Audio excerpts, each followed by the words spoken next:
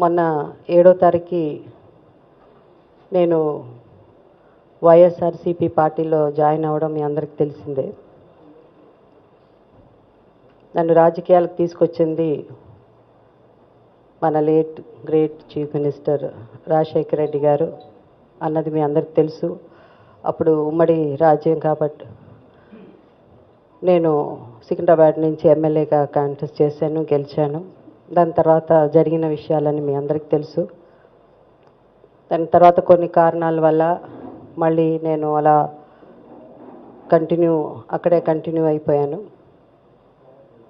దాని తర్వాత ఒక 1 ఇయర్ ఈ మధ్య మళ్ళీ రాజకీయాల్లోకి ఎంటర్ అవ్వాలా, అవసరమా, వ్యక్తిగతంగా నా పర్సనల్గా ఈ పాయింట్ ఆఫ్ ఇప్పుడు ఈ లైఫ్లో మనం మీ అందరికి తెలుసు, నేను దాదాపు 47 ఇయర్స్గా సినిమా ఇండస్ట్రీలో పనిచేస్తూనే ఉన్నాను. ఎక్కడ పెద్ద గ్యాప్ తీసుకోకుండా సినిమాల్లో వర్క్ చేస్తున్నాను. ఇంకా నెక్స్ట్ రాబోయే రోజుల్లో మనం సేవ అన్న దానికి, ఎందుకంటే సేవ అన్నది చాలా ఇంపార్టెంట్. అది బయట ఉండి కూడా మనం సేవ చేయొచ్చు.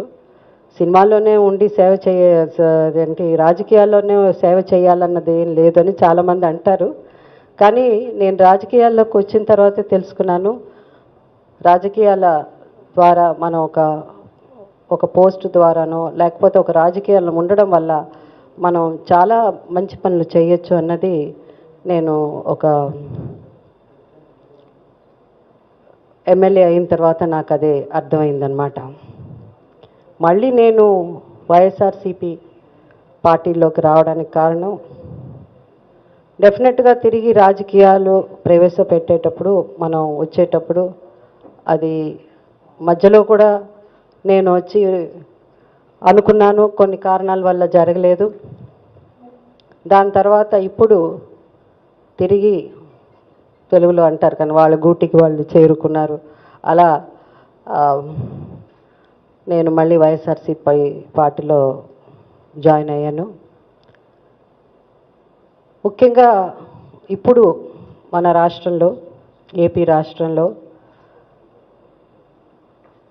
సరైన సమయం వచ్చింది సరైన నిర్ణయం తీసుకోవడానికని నేను అనుకుంటున్నాను. ఆ సరైన నిర్ణయం ఏంటంటే జగన్మోహన్ రెడ్డి గారిని సీఎంగా ఎన్నుకోవడం. ఆయన రాజశేఖర రెడ్డి గారు వారు చనిపోయిన తర్వాత ఆ జర్నీ ఆయనది ఎంత కష్టపడ్డారో నేను కొంతవరకు దగ్గరుండి చూశాను కూడా. దాని తర్వాత ఈ 5 సంవత్సరాల్లో పార్టీలని పక్కపెట్టిన ఒక వ్యక్తి ప్రజల దగ్గర ఎన్ని సమస్యలున్నా ఆయన్ని ఎన్ని రకాలుగా ఇబ్బంది పెట్టారో మీ అందరికీ తెలుసు. ఎన్ని రకాల ఇబ్బందులున్నా ఎక్కడ తన విల్ పవర్ని వదులుకోకుండా ప్రజల మధ్య తిరిగి దాదాపు 3640 సమ్ కిలోమీటర్స్ 1 ఇయర్ ఏదో ఇది ఉంది. సో అట్లా అంత ప్రజల మధ్య తిరిగి ఒక నిరీక్షణతో ఒక మంచి రాష్ట్రాన్ని ఎప్పుడైనా డెఫినెట్గా ఆయనకు అవకాశం వస్తుందన్న నమ్మకం, ఆ నమ్మకాన్ని ఎప్పుడూ ఆయన వదిలిపెట్టలేదు. ఎందువల్ల ఆ నడక వల్ల అప్పుడు కూడా రాజశేఖర రెడ్డి గారు అలాగే నడిచారు. దాని తర్వాత నేను రాజశేఖర రెడ్డి గారిని కలవడం అప్పుడు ఒకసారి చెప్పారు, ఈ నడవడం ప్రజల్లో వెళ్ళడం వల్ల ప్రజల గురించి ఎన్ని తెలుసుకుంటున్నాం, మన ఆలోచనలు ఎన్నో మార్పు వస్తుందమ్మా అన్నారు. అదే జరిగింది. ఇప్పుడు మన జగన్మోహన్ రెడ్డి గారు ప్రజల మధ్య తిరిగి ప్రజల నాడి తెలుసుకున్నారు అని అనుకుంటున్నాను. ప్రజలు కూడా వారిని చూసి ఇప్పుడు మాకు జగన్మోహన్ రెడ్డి గారే సీఎం కావాలని మనస్ఫూర్తిగా కోరుకుంటున్నారని నేను నమ్ముతున్నాను. జగన్మోహన్ రెడ్డి గారిని సీఎంగా ఎన్నుకోవడం కూడా ప్రజల ధర్మం అని కూడా నేను అనుకుంటున్నాను ఈ పాయింట్ ఆఫ్ టైంలో. ఎందుకంటే ఈ 5 సంవత్సరాలు కూడా వారు చాలా ఇబ్బంది పడ్డా కూడా ఎప్పుడు ప్రజల మధ్య ఉన్నారు ఆయన. సో నాకు రాబోయే ఈ జనరేషన్ కూడా మనకు అలాంటి సీఎం కావాలి. ఆయన ప్రవేశపెట్టిన ఈ నవరత్నాలు కానీ, ఆ రోజుల్లో మనం ఆరోగ్యశ్రీ అది ఎంత గొప్ప పథకం అది. దానివల్ల ఎంత లక్షల మంది ఆ, ఆ, ఎంత లక్షల మంది సేవ్ అయ్యారు. ఈరోజు ఎన్నో మంచి పథకాలు పెట్టున్నారు. ముఖ్యంగా నాకు చాలా అన్ని నవరత్నాలు అంటే ఆ నవరత్నాలు మనకి ఇష్టమే, ఏ రత్నం తక్కువ కాదు. సో నవరత్నాల్లో ముఖ్యంగా పేద విద్యార్థులకి ఫీజు రీఎంబర్స్మెంట్ కానీ అలా చాలా ఉన్నాయి, ఒకటి కాదు. తర్వాత మన ఫార్మర్స్ కోసం అని కానీ, తర్వాత ఈ మహిళలకి ఇలా ఒకటి కాదు అన్నీ చెప్పుకుంటూ పోతే ఇవన్నీ కూడా చాలామంది చాలా చెప్తారు, పథకాలు చెప్తారు, అది ఇంప్లిమెంట్ చేస్తారా, అది సరిగ్గా జరుగుతుందా, ఎలక్షన్స్ వచ్చినప్పుడు ఇవన్నీ మామూలే, ఇలాంటివన్నీ మనం బయట చాలా వింటూ ఉంటాం.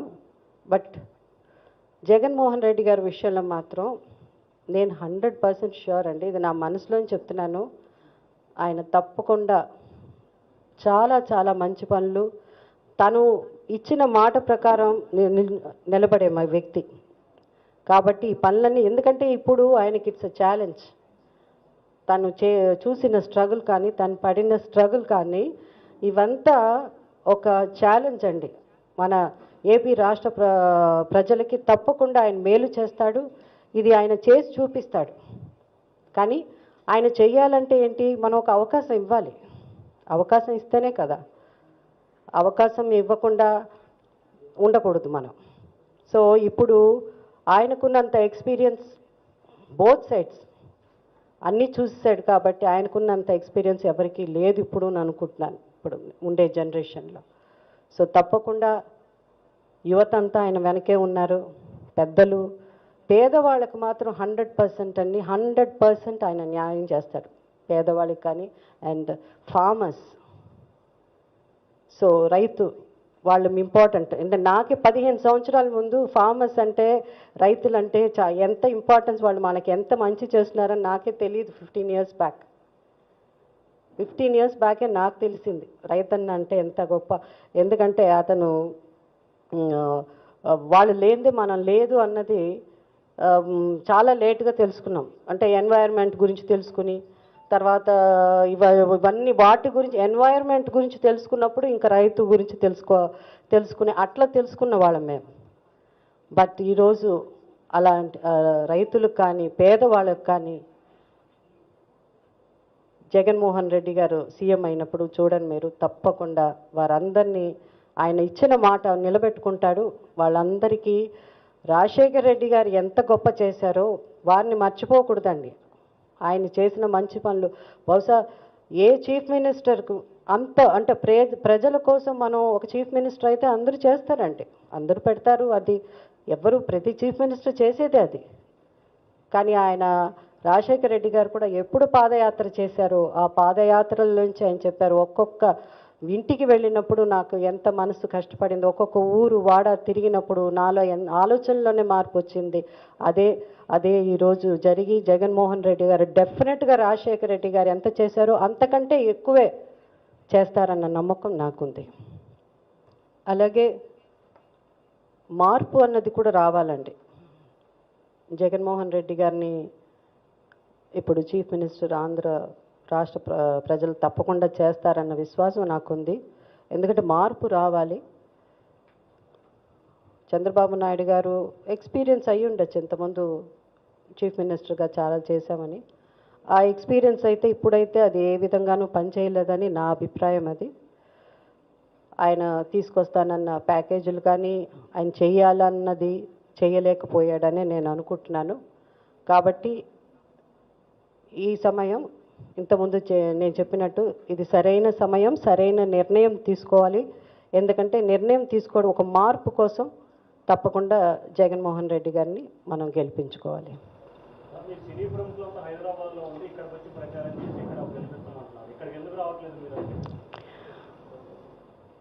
ఇది మీరు చంద్రబాబు నాయుడు గారిని అడగాల్సిన ప్రశ్న అండి, నన్ను అడగాల్సిన ప్రశ్న కాదు. నేను జయసుధ అనే వ్యక్తి, నేను ఆంధ్ర ప్రజలకు సంబంధించిన వ్యక్తి అండి. ప్రతి ఇంట్లో నేనంటే ఇష్టపడే ఒక మా ఫ్యామిలీ మెంబర్ అన్న ఉంటారు. కాబట్టి నేను అక్కడ ఇక్కడ అన్నది లేదు. ఇది నేను వ్యక్తి జయసుధ ఒక వ్యక్తిగా నా ప్రొఫెషన్ సినిమా, మా ఇండస్ట్రీ సినిమా అంతే తప్ప అక్కడ ఉండి ఇక్కడ అన్నది లేదు.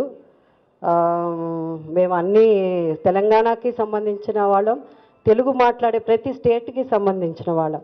తెలుగుని గౌరవించే వాళ్ళు ప్రతి తెలుగు నటుల్ని గౌరవిస్తారండి. Next question.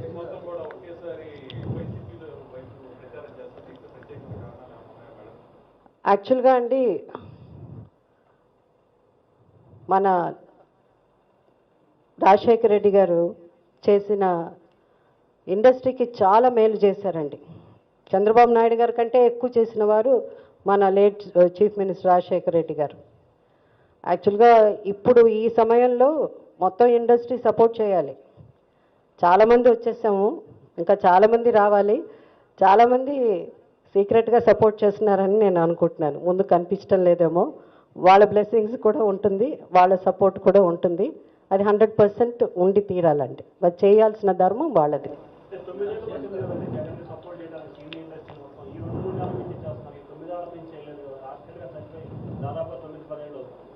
అంటే ఏమవుతుందండి, సినిమా పాలిటిక్స్ రెండు డిఫరెంట్ ఇదండి. మాకు ఏమవుతుంది, సినిమాలో ఉన్నప్పుడు ఉంటాం, పాలిటిక్స్లో ఉన్నప్పుడు ఉంటాం. అంటే పాలిటిక్స్లో ఉంటే అది సినిమా అని కాదు. దాని తర్వాత ఏమవుతుందంటే మెల్లిగా డ్రిఫ్ట్ అయిపోతుంది. టోటల్గా సినిమా పాలిటిక్స్ రెండు బ్యాలెన్స్ చేసుకుని ఉండేవాళ్ళు కొంతమంది ఉంటారు. టోటల్గా ప్రొఫెషన్ అది. At the end of the day మీరు ఎలాగా పనిచేస్తున్నారో మేము అలాగే పనిచేస్తున్నాం. సో అందువల్ల త్రూఅవుట్ ఉండడం అన్నది అదొక పద్ధతి. అది వాళ్ళు ఇంకా పాలిటిక్స్లో మన త్రూఅవుట్ ఉన్న జగన్మోహన్ రెడ్డి గారికి ఇండస్ట్రీలో చాలామంది సపోర్ట్ ఉన్నారండి. ఈ 9 ఏళ్ళలో కూడా ఉన్నారు, కానీ వాళ్ళు బయట కనిపించలేదు. ఆయనకి ఉండాల్సిన సపోర్ట్ ఎప్పుడు ఉంది.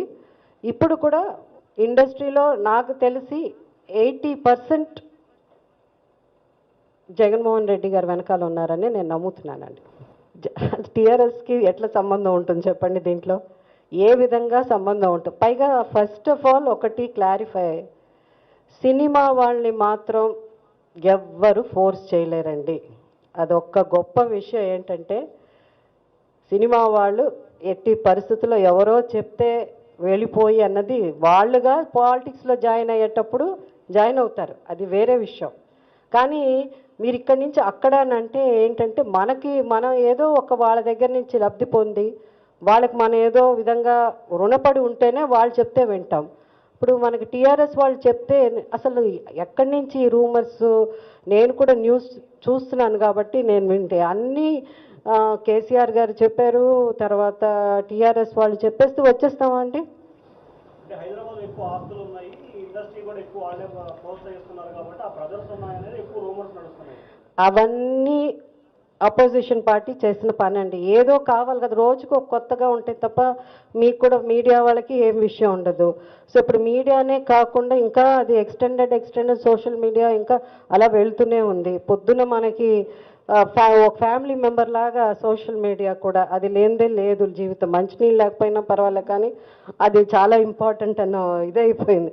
పొద్దున్న లేసి నేను ఫస్ట్ నీళ్ళు అది కూడా తాగట్లో ఇమీడియట్గా ఫోన్ ఆన్ చేస్తాం లేవగానే. సో అదంతా క్రియేట్ చేసింది అపోజిషన్ పార్టీ. అంటే అపోజిషన్ పార్టీ అంటే టీడీపీ, వేరెవరు మనది ఉన్నట్టు మాట్లాడుకోవాలి కదా, వాళ్ళే టీవీలో వాళ్ళే కదా మాట్లాడుతున్నారు. సో అసలు సంబంధం ఏమిటండి? అబ్సల్యూట్లీ ఇట్స్ నాట్ ట్రూ అండి, సంబంధమే లేదు ఇది. అంటే ఒకటి మీరు చూడాలండి, జనం కూడా బాగా అర్థం చేసుకోవాల్సింది ఏంటంటే, ఒక చోట మనం ఎవరో ఒకళ్ళు పిలుస్తారండి, ఏదో నాకే ఒక చోట ఉద్యోగం ఇస్తాం రావమ్మా అని ఒక ఊరు పిలుస్తారు. పిలిచిన తర్వాత నేనేదో ఎంబీఏ ఏదో మాస్టర్ ఏదో పెద్ద చదువుకున్నా, ఎంబీఏ ఏదో చదువుకున్నాను అనుకోండి.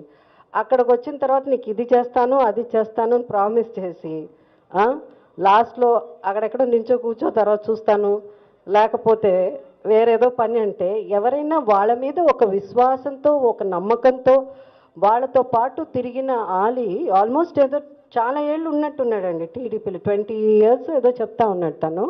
20 years తిరిగి కనీసం అతనికి ఒక్క పోస్ట్ కూడా ఇవ్వకుండా ఉంటారండి. అలాంటప్పుడు ఒక నెల ముందే ఏంటండి, ఒక రోజు ముందు కూడా సడన్గా మార్చి ఆ బాధ ఉంటుంది కదా. సో వాళ్ళు డిసిషన్ తీసుకున్నారు. ఎప్పుడు ఉంటుంది వేరే పార్టీ అన్నది, ఒక సినిమా వాళ్ళే ఎందుకండి, పెద్ద పెద్ద రాజకీయ నాయకులు, ఎక్స్పీరియన్స్డ్ గొప్ప రాజకీయ నాయకులు కూడా 24 అవర్స్లో ఒక పార్టీ నుంచి ఒక పార్టీకి మారుతున్నారు. అంత మాత్రాన వాళ్ళు ఏదో పెద్ద నేరం చేసినట్టు కాదు. ఎక్కడైనా వ్యక్తికి తాను బాధపడినప్పుడే ఇది జరుగుతుందండి. అది జనరల్గా అందరూ మనుషులు మనలో ఉన్న విషయమే అది. సో పాలిటిక్స్ వచ్చినప్పుడు వీళ్ళు వేరే సపరేట్ మనుషులు కాదండి, అందరూ ఒక్కలే. Anything else?